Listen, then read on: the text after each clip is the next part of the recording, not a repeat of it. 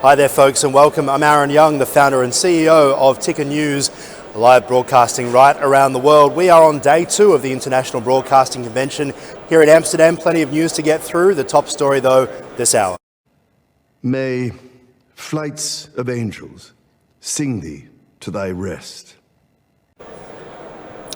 For the first time in history, the proclamation of a monarch televised as King Charles III now ascends to the throne.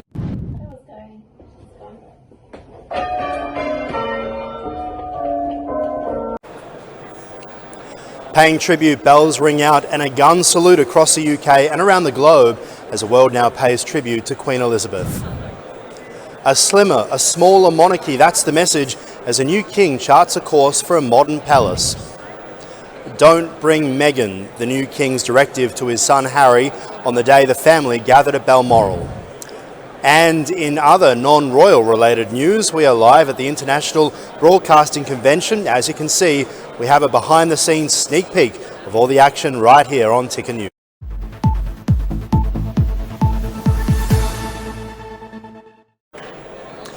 Hi there folks, I'm Ahron Young, great to be with you. The top story this hour, King Charles III has formally been proclaimed as the UK's new monarch at a ceremony in London.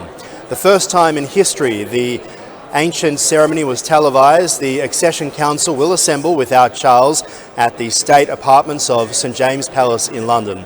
The council is made up of senior cabinet ministers, judges, as well as leaders of the Church of England. Following that, Charles then holding his first Privy Council as king.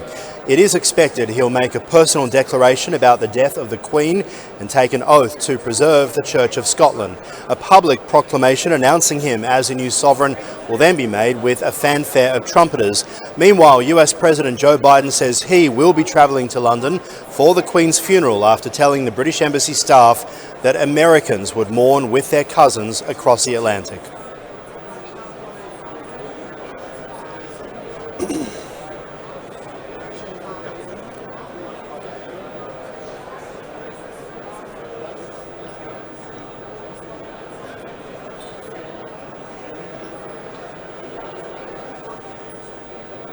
Now, you may remember the King's speech yesterday, his very first speech where he made mention of his beloved son Harry as well as his wife Meghan, but it's now been emerged that King Charles asked Prince Harry not to bring his wife Meghan Markle to see the Queen before she died. You might remember this photo from Thursday, Harry travelling separately to Balmoral, arriving 90 minutes after his grandmother's death was officially announced.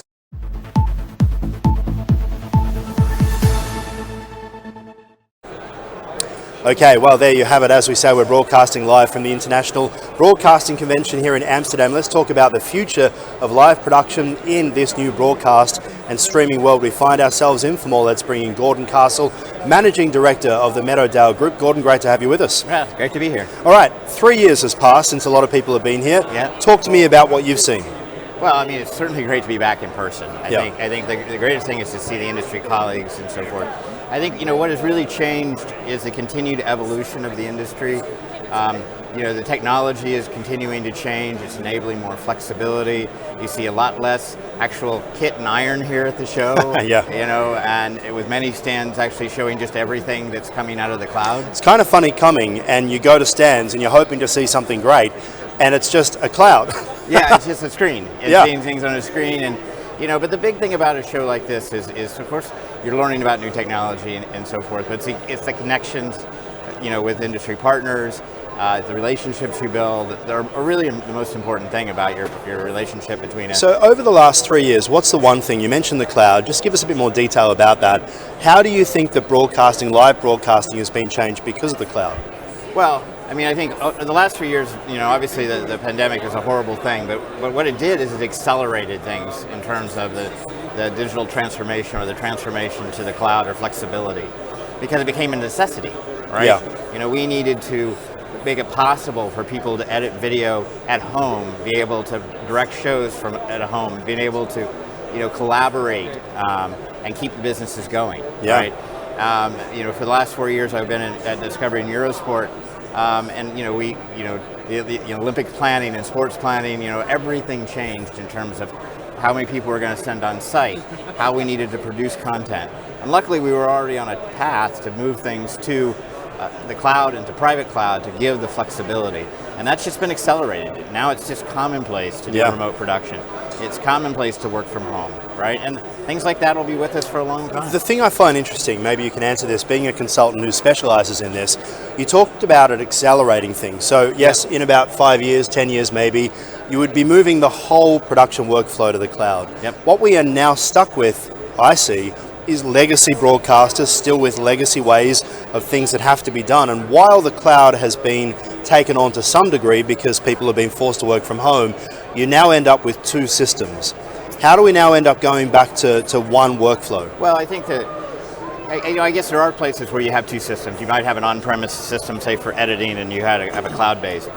Although I think this is going to accelerate the transition off that. I think people originally thought all to cloud. All to cloud. Yeah. I think the thing is that it provides you flexibility. It provides you cost advantages. It's a more sustainable infrastructure, right? It's a simpler system overall. Now, the cloud can't do everything today. I mean, in terms of if you go into sort of the high end of sports production, for example, visual effects and audio effects and things like that still require custom hardware. Of course, yeah.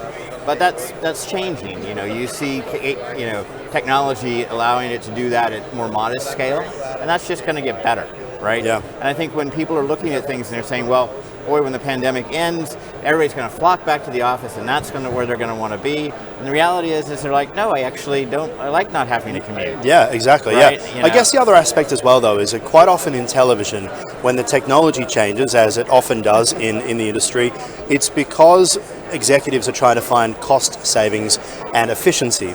While that's been happening this time around, consumers have discovered this thing called streaming, and now, of course, media companies are going, right, we have to run our traditional free-to-air broadcast or our pay TV satellite operation. Now we have to be into streaming as well and work out, are we a fast platform or are we a subscriber or are we free, and an extension of our current on-air as well. What have you seen in terms of that? Well, I mean, it all goes back to the content, and I think one of the things that I've always really pushed media companies to do is to get control of their content, put their content in a way that they know where it is, they know what rights they have, they know where they can use it, and it's easy to extend it. And so and that's what you're seeing. For example, the fast channels are a great example of something where, because media companies had to put content into digital systems, right, whether it be on cloud or not, so they can support their traditional business and their digital business in a more cost-effective way, they now have this content and they can now extend it in new ways. So they can take their catalog and they can now repurpose it in a different way on fast channels. So it really just opens up that capability to do new business models much cheaper than you could do them in the past. And what about local compared to global? So if you're a local broadcaster or a local streamer, for example, you are now facing the huge juggernauts of Amazon Prime Video, of Paramount being able to enter your market and for $10 compete head to head, but deliver a consumer a $50 million episode show, as we've seen over the past few months. What are you seeing in terms of fighting back against that?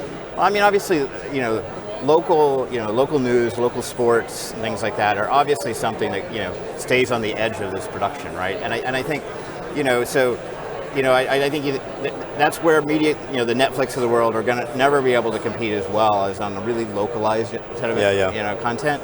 And that's the place where the local media companies will always have a foothold, is that local connection to the community. Yeah. We know the past 3 years have been about a move to the cloud. What do you think the next 3 years will look like? What trends are you seeing? Well, I mean, it's going to sound, the other buzzword, of course, is data, but especially in media companies. As in metadata? Well, no, as in, metadata, but more about data about how operations run, the business decisions, how content is used, and the consumer experience. And I think most media companies do track simple data, not metadata, but simple analytical data about viewership, for example, right? But very few of them, I don't know actually any, that are running sort of ABC tests on consumers and seeing how they can improve the consumer experience. We track metrics for how reliable we are, but we don't really use that very often to create actionable understandings and decisions. Is that because of a fear of the technology, that we don't really want to know the answer because it was so hard to get here in the first place? Developing apps and creating a customer experience we hope is what the customers want. we don't want to know if they actually do or don't want it. I think we desperately want to know, and I think we are starting to do it. I think the reality is it hasn't been a top priority. So it's something that people put on their priority list because they kind of feel like they should, right? So it's always on a top priority list. But if you ask somebody, how much money did you really spend on AI and machine learning last year? It's very low. Yeah. And part of it is it hasn't risen yet to the point that you have to do it as a competitive advantage. Because it's, Netflix has different content and, it's about content, right? But as things move forward and there's, the consolidation continues, media companies need to continue to be more efficient in their operations, and they need to be more effective in engaging with consumers, right? And so that becomes kind of small adjustments, and to make those small adjustments, you need the data to back up what you need to do. An interesting one is a broadcaster who has studios and maybe a sports division and billion-dollar sports rights. We talk about content everywhere, and it's a bit like a slice of pizza, and it doesn't matter where you get the pizza from, just got to taste good, right? You don't care where the vendor is. But then there's this thing called YouTube and TikTok, which are coming, and when we talk about content everywhere, essentially we're saying an eyeball's an eyeball. And so many advertisers have shifted from free-to-air television across to Google and to YouTube, and that's where they're making their money. Yep. And so you have a lot of media companies now trying to find their place on YouTube with much higher production costs, which don't necessarily always get you the eyeballs.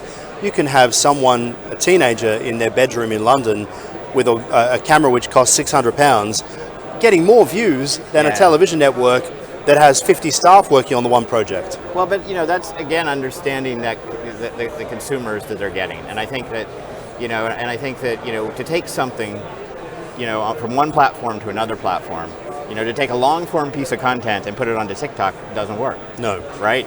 So one of the things you have to do is you do have to tailor the content for the platform. And that's where the data helps. Yeah, and that's what data helps. Yeah. And I think that you do see people on YouTube spending millions of dollars in production value as well. Yeah, right? true. Yeah, exactly. It's unbelievable what we're seeing on YouTube now. Yeah, I mean, they're really, these things in the bedrooms are pretty high production value sometimes. I mean, so I think you're seeing that kind of shift around, right? And it's not going to be one wins and one loses.